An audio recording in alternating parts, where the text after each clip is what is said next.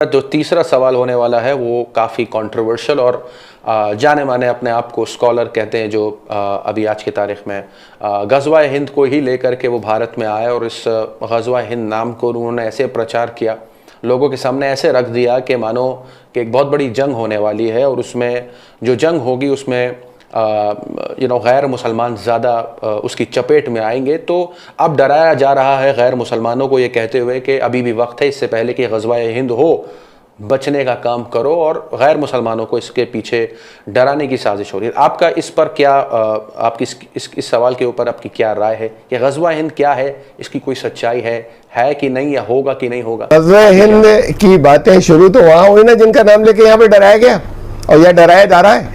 आई तो कहीं और से, यानी आई तो मुसलमानों की तरफ से कि अब ग़ज़वा हिंद होगा, और ग़ज़वा हिंद जब होगा तो फिर इनको सबको देख लेंगे हम, यहाँ पर जितने भी हिंदुस्तान के अंदर गैर मुस्लिम, उनसे लेकर इन्होंने फैलाई और यहाँ पे चली। उसकी बुनियादें तो हमारे पास है और वो गलत है। देखिए, ग़ज़वा बड़ी इंपॉर्टेंट बात है ये। सबसे पहली, ग़ज़वा उस जंग को कहते हैं जिसमें प्रॉफिट नबी अकरम सल्लल्लाहु अलैहि वसल्लम खुद शरीक हो, हिस्सा लें। उसके अलावा बाकी जंगों को ग़ज़वा नहीं कहते, उसको सरिया कहते हैं। उसके अंदर अरबी ज़बान के लिए सरिया, ग़ज़वा नहीं कहते। ग़ज़वे सिर्फ वो है जिसके अंदर रसूलुल्लाह सल्लल्लाहु अलैहि वसल्लम खुद शरीक हुए, जंगे और वो शरीक हुए। अब आखिरी ग़ज़वा जो हुआ वो ग़ज़वा तबूक था। जंग तो नहीं हुई लेकिन उसमें खुद शरीक हुए, वहाँ तक गए, वो जो रोमन एम्पायर थी उसकी बॉर्डर तक, और वहाँ से वापस आए तो खुद उसके अंदर शरीक हुए। तो ये था ग़ज़वा तबूक। ये तो लास्ट था सन 9 हिजरी में, और उसके एक सवा साल बाद दुनिया से तशरीफ़ ले गए। उसके बाद कोई ग़ज़वा नहीं हुआ जिसमें खुद शरीक हुए हों। तो अब ग़ज़वा हिंद कब होगा और उसमें वो खुद कैसे शरीक होंगे?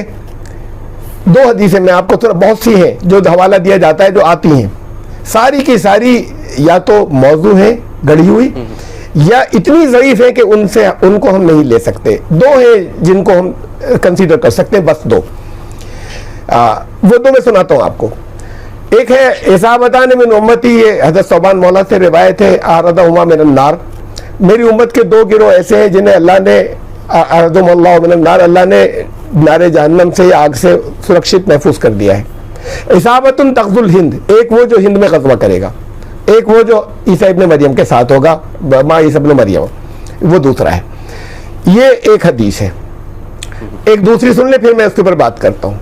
हज़रत अबू हुरैरा, मैं अरबी अल्फाज इसलिए अब आगे नहीं कह रहा कि वक्त ज़रा सा बच जाए, मैं तर्जुमा रख रहा हूँ कि रसूलुल्लाह हज़रत अबू हुरैरा ने कहा कि रसूलुल्लाह सल्लल्लाहु अलैहि वसल्लम ने हमसे ग़ज़वा हिंद का वादा फरमाया है। अगर मैं उस वक्त हुआ जब ये ग़ज़वा होगा तो मैं अपना जान और माल इसमें खर्च करूँगा। अगर मैं मारा गया इसके अंदर तो मैं बेहतरीन शहीद हूँगा, और अगर लौटा इसमें से वापस तो जहन्नम से आज़ाद अबू हुरैरा होगा। ये दो हैं जिनको हम रिलाई कर सकते हैं, बाकी कोई एक भी रिलायबल नहीं। कुछ रिवायात ये जोड़ देते हैं, उधर की मेहदी का एक मौजू है जिसका इससे का कोई ताल्लुक ही नहीं, वहाँ पे भी कुछ हिंद का नाम आया है, वो भी इसमें लाके जोड़ देते हैं। और यहाँ पे लोगों को चूंकि हिंद नाम आ गया तो इसमें जोड़ जोड़ के वो लोगों को सुनाते रहते हैं अपना एक टॉपिक बनाकर। उन सबको हटा दीजिए, ये दो हैं बस। इन दो हदीसों के अंदर एक वादा किया रसूलुल्लाह सल्लल्लाहु अलैहि वसल्लम के ग़ज़वा हिंद होगा, और नहीं हुआ। उनकी बात तो सच्ची है और हदीसें भी अगर ठीक है तो इसका मतलब ये है कि कोई ऐसी चीज़ है, या उसे हम जंग भी कह लें, कि जिसमें वो खुद शरीक हैं। अब खुद शरीक कैसे होंगे? मादी तौर पर, मेटीरियली, शारीरिक तौर पर, जिस्मानी तौर पर तो नहीं हो सकते। इसका मतलब रूहानी शिरकत होगी। पहली बात, अगर कोई ग़ज़वा हिंद है तो उसमें नबी सल्लल्लाहु अलैहि वसल्लम की रूहानी शिरकत होगी, पर्सनली फिजिकली नहीं होगी शिरकत। आप दुनिया से तशरीफ ले गए, आखिरी दफ़ा जंग तबूक था, उसके बाद भी कोई ग़ज़वा नहीं हुआ। अगर कहीं महमूद ग़ज़नवी आया, बाद लोग कहते हैं वो हो गया, नहीं तो वो तो बहुत बात की बात है। ग़ज़वा तबूक लास्ट था। अब अगर किसी में शरीक होंगे तो वो रूहानी होगा। नंबर एक, रूहानी शिरकत, यानी तमसीली बात है, एलिगोरिकल। अगर उनकी शिरकत, सम्मिलित होना, वो रूहानी है, तो फिर ग़ज़वा यानी जंग जो है वो जंग भी तलवारों और हथियारों और तोप की और बंदूकों की नहीं है, फिर वो भी जो है वो एलिगोरिकल है। जंग जो है, इस बात को समझना होगा कि जंग भी एलिगोरिकल है, जिसके अंदर उनकी शिरकत होगी। वो जंग हथियारों की नहीं है कि आएंगे और इन्हें फतेह कर लेंगे और सबको सब ये कर लेंगे, ये जितनी बातें चल रही हैं।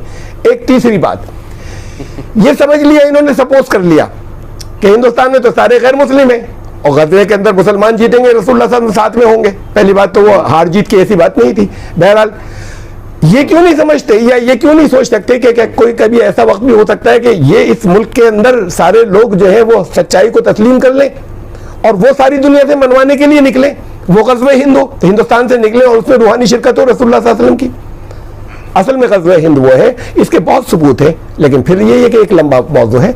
ये समझ लें कि कोई जंग नहीं होगी ऐसी या फिजिकल, इसलिए कि जिसमें फिजिकली मोहम्मद रसूलुल्लाह सल्लल्लाहु अलैहि वसल्लम आ जाए। जब नहीं होगी तो वो ग़ज़वे हिंद में नहीं होगा जिसे वो समझ रहे हैं और जिसका शोर मचाते हैं और जिसके काउंटर में यहाँ पर लोगों को अलर्ट किया जाता है।